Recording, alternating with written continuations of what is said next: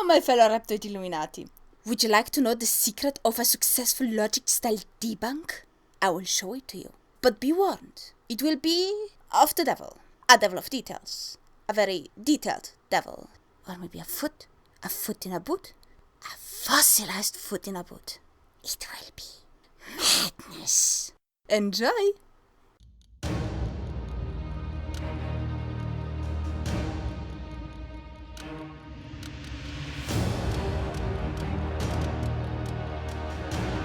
Oh my god!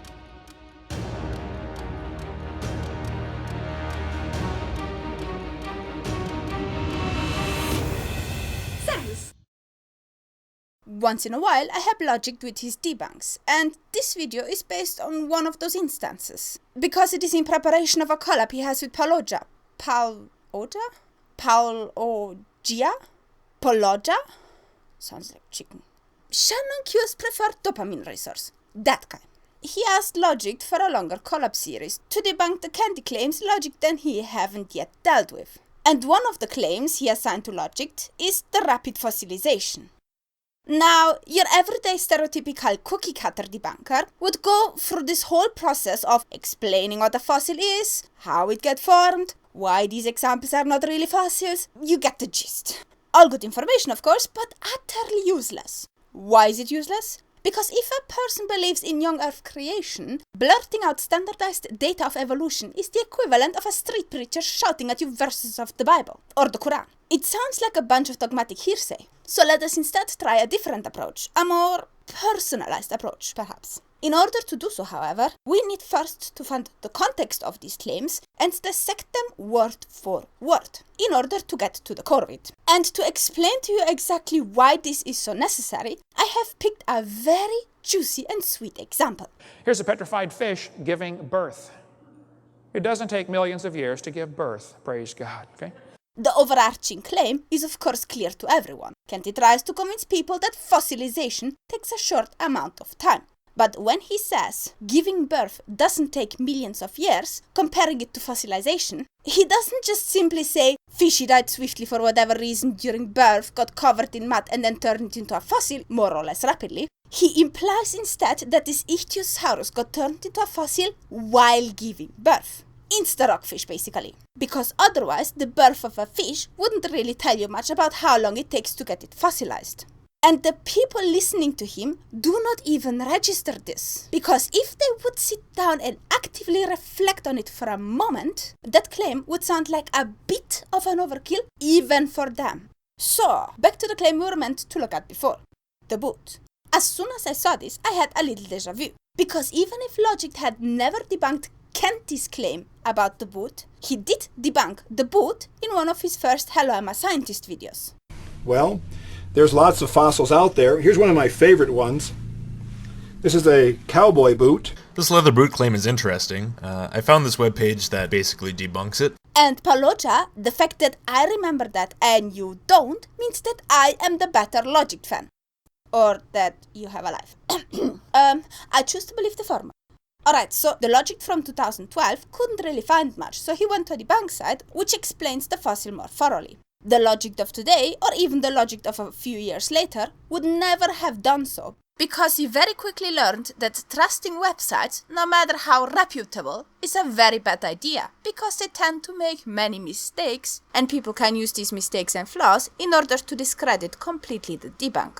But that is not the only problem. Both Kenty and Pendleton show you the same picture and make the same claim. But while Pendleton's picture seems as if it was badly cut out from a newspaper, Kenty was a bit more thorough, shows us the entire picture and even a link on it, namely bible.ca, which is presumably the source of his data. And if we go to the debunk that Logicked referenced and linked, we discover right away that the author actually has his claim from somewhere else. Strict creationists Carl Barr and Don Patton have claimed that a cowboy boot manufactured around 1950 and found in a creek bed about 1980 near Iran, Texas, contains a fossilized or petrified human leg inside, demonstrating that fossils do not take millions of years to form. And if we scroll lower and look at the analysis portion, it basically elaborates on his initial statement by stating, In early 2006, an essay appeared on Karl Barr's Creation Evidence Museum website declaring that the boot contains the fossilized remains of the owner of the boot from the knee down. In other words, the origin of the claim in the debunk page is not the source that Kent uses. Now, some of you of course might say that it doesn't really matter where the images or the claim come from, and that this is just a minor nitpick, and regardless of the source or the picture, the claim always stays the same. However, the mere fact that the source doesn't coincide with the source that Kent used in his slide can lead a lot of people to discard the debunk that follows right away in its entirety without even looking at it, simply by declaring that we picked a different source to strawman or misrepresent our opponent. And that is a lazy excuse that I am not prepared to facilitate. This, however, is not the only problem. When reading through the text, one notices very quickly that it has a teeny bit of a bias in there. And in some instances, it seems that the writer doesn't understand the point the creationists tried to make. That, of course, doesn't necessarily make the actual debunk false. However, when trying to convince the other side, offering overtly biased websites is a very bad idea. It would be basically the equivalent of a flat earther trying to convince you that the globe is fake by citing an article coming from theflatsociety.org. And just like you would discard it right away because of where it comes from, a creationist might discard this site right away for the very same reason. So, since Kent was so kind to give us his source, let us see what Bible.ca has to say. If I Google search, actually, I take that back. Using Google for researching woo is as efficient as using a young earth creationist to calculate the age of the earth. Let me start over. If I DuckDuckGo search for the boot, I find the following beautiful result. This amazing web store, where you can not only find the exact image Kent uses, but you can actually buy it. And if we look at this totally not pixely, high quality image with super high resolution that this site has to offer, we can semi-see written underneath something that might modestly be interpreted as copyright 2002, which would be 4 years before the post that the debunk page mentioned was even written. Now, of course, Karl Barr, whose 2006 article was mentioned by the debunker, has this claim written in his book that he published 1999-ish? Don't quote me on that. But for the sake of this particular argument, that too is irrelevant, because that is not the source that Kent cites, and therefore it is not the one we will use either. We will use Kent's. Written underneath the picture, we can read the following. Everyone has heard the story? No. Forget it. Let me see if the page has a readable version without this pixel nightmare all around. Yes. Everyone has heard the story. We know absolutely for certain it takes millions and millions of years for fossils to petrify. And a bit further down, the rubber-soled boot with petrified cowboy leg, bones and all, was found in a dry creek bed near the West Texas town of Iran, about 1980, by Mr. Jerry Stone, an employee of Covet Oil Company. And if now we go back to Kenty, we can see that this is also what he shows on his slide. Petrified cowboy leg, found in a dry creek bed near West Texas town of Iran, 1980, by Mr. Jerry Stone, an employee of Covet Oil Company. And the same with the second part of Kenty's slide, which coincides with what was written a bit lower in the same article of Bible.ca. The bones of the partial leg and foot within the boot were revealed by an elaborate set of CT scans performed at Harris Methodist Hospital in Bedford, Texas, on July 24, 1997. The radiologic technician was Emily Americus, AART. A complete set of these scans remains with the boot at the Creationist Evidence Museum in Glen Rose, Texas, and followed by a phone number. Who in the hell would put a phone number on the slide?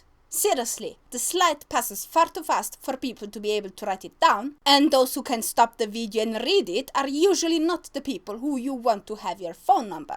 The person who gets this number after Kenty will be so annoyed about this. Anyway, so much for the origin of the claim. Now we have to establish how valid the claim is. Or rather, the claims. Since even though Kenty merely says this... There's a petrified cowboy boot with the cowboy's legs still in it. It's on the table now. There's an article about it. It's called The Limestone Cowboy. His slide says far more. And since he shows his slide, and very, very likely even made this slide, I will include it in the debunk. And I do this not only because merely debunking his words can get people who also didn't read the slide to claim that I didn't look at the evidence that he projected in the background, but also because in many cases, these details are the devil that keeps on giving. For example, a close look at the so-called fossilized boot shows us that the foot that these bones are sticking out from does not even remotely look like a foot, but more like the mold from the inside of the boot. And by claiming to have found it in a dry creek and that they scanned it, finding the bones, but saying nothing about the rest of the foot, they have basically unconsciously delivered evidence for the hypothesis that the boot was underwater, the foot rotted away or was eaten away, without the bones of course, because they are made of sturdier stuff. Then it got filled with mud, and the dry mud is exactly what we can see in the picture right now. And all of this data is data they provided to us. We didn't even start our debunk yet. So, to wrap it all up and put a fancy nice pink ribbon on top, details are adorable. And making use of them by nitpicking them is something that I recommend to every debunker. Details, unfortunately, are also very dangerous. Because just like I can nitpick the flaws out of a wannabe cowboy boot fossil, if I don't pay attention to how I debunk or what sources I use, the details of my own debunk can be used to discredit or even debunk me. Debunking doesn't take much effort, but the devil of good debunking lies in the details, and it doesn't pick sides. So we better make sure to keep an eye on it. If you're interested in the actual debunk of the boot or the fossilized birth-giving fish, then please go over to Logicked and Paulogia. I leave the links to their channels in the description below, and subscribe to them and hit the bell so that you get notified as soon as the video comes out. I really enjoyed their last debunk collab, and Paulogia hasn't yet revealed to me how undressed he wants to portray me this time, so there is definitely more than enough reason to keep an eye on it. If you enjoyed this video, let me know by giving it a like, share your thoughts in the comment section, subscribe if you haven't yet, and make sure to send me your debunks if you have a try at the devilish detail debunking too, and maybe consider throwing a few coins of appreciation my way for PayPal, Patreon, SUBCRIBESTAR or Bitcoin, which are all linked in the description below. Thank you all for watching and have a great evening.